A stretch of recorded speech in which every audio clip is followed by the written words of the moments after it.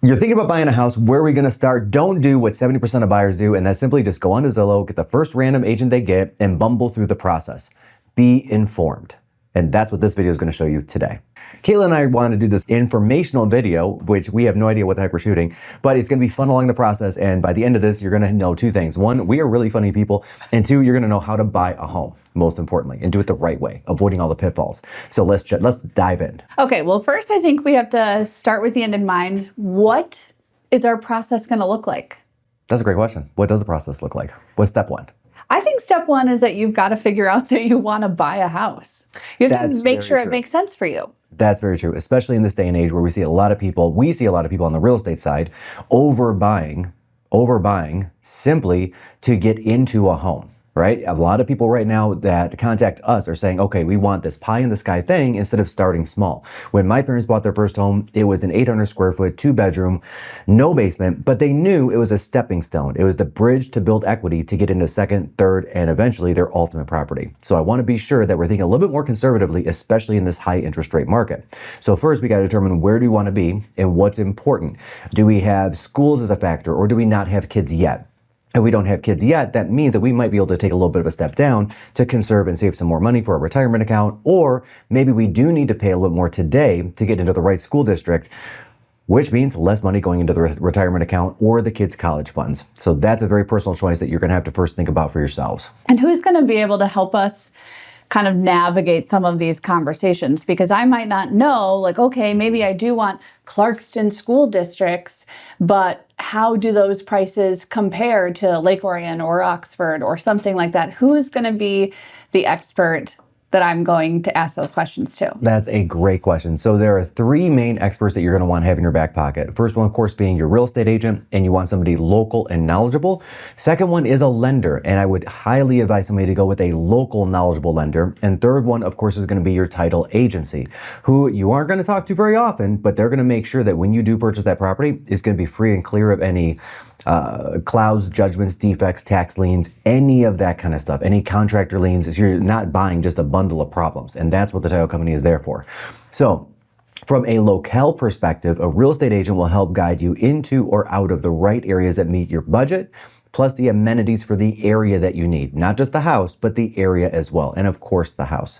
From the second perspective, the reason why I say you got to work with a local lender is because many buyers out there have heard the words FHA loan or conventional loan, but that's about as far as it goes. A lot of people have not heard rural development loans. Here in Southeast Michigan, about 30% of properties qualify for what's called an RD or rural development loan. Now that loan is as low as 1% down. It has a favorable interest rate and favorable closing costs, especially as compared to a conventional loan or an FHA, which is a 3 or 3.5% down minimum. So that could save some money and put some money back into your pocket. So somebody that's well versed with down to the zip code as a lender is exceptionally important because of the different loan products that are out on the market today. A one size fits all, no offense, Rocket, a one size fits all generally does not do the best for my clients, which is why we always advise that second local lender opinion. Can I ask you, because you specifically said lender, right? And those of us who are a little bit more well-versed in the real estate world, I think most of us are like, okay, do you recommend a lender or a local lender or a local mortgage broker? I'm curious. Yeah, typically I recommend a local mortgage broker as opposed to a bank. Or sometimes a credit union if they're already a participating member of a credit union. But it's going to, again, depend on the location of the home, what loan products are available, and what's the best fit for them. So getting 2 or even 3 opinions may be the best way to go. So, and then in addition to that, there are more loan types out there. So let's say that you are a physician. So there is literally a thing called a physician's loan, which is 0 down up to, I forgot what the limit is right now. I believe it's $500,000, and then it's 5% down over that, and they give you an extremely aggressive interest rate. The reason why banks are willing to do this, Chase Bank has a fabulous product for this, by the way, and so is Huntington Bank. The reason why they're willing to do this is because they know over the lifetime of a doctor being a doctor, they're also probably going to have a building loan, an equipment loan, all of these other tens of millions of dollars in loans that they can generate more fees off of. So if they can get you early on with your first house at a very favorable interest rate, they're going to do it. And of course, you're just going to go back to the same banking institution that you went to the first time for all of the next loans when you're actually leaving and setting up your own practice, which is really interesting. And then of course, there's new construction loans, which there are lenders that are fantastic at those and lenders that just are terrible. So I mentioned Chase.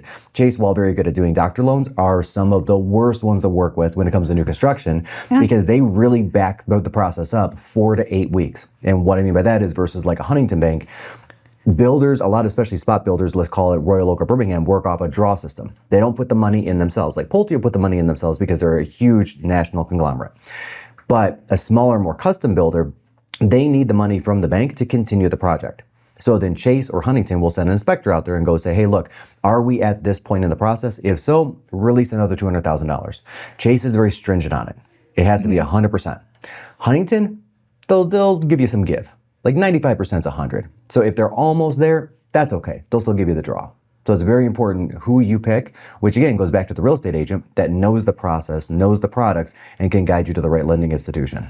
Got it. So, okay, so let's back it up for a second. So you say you like a mortgage broker over a lender. Yes. But then you're saying you like Huntington. So explain it to those of us out there who are like, wait a second, I don't understand. I thought Huntington is a lender, but you like Huntington. So how does this like mortgage broker lender relationship thing work? Like what's the difference? Yeah, no, and that's a great question. So the difference is going to be when you go to any lender, they of course want to close a loan with you. So they're going to try to shoehorn you into the right box no matter what that box is. Mortgage brokers have a lot more boxes that can fit what your need is. So a lot of these guys are taking your loan and shopping it out to 10, 15, 20 banks. And depending on the risk level and depending on the type of loan, they generally 90% of the time have the right loan for you versus a Chase or a Huntington or a Flagstar or a Bank of America where they have they're very limited in scope as far as the products go. So a lot of times, a lot of clients I see, I look at what they're being offered, and they're being offered either a higher interest rate or worse closing costs because technically they shouldn't be getting a loan from the institution in the first place. So your best bet is to always go first to a mortgage broker. And then second, if you have a very niche product, then we need to get you over to a niche lender or bank.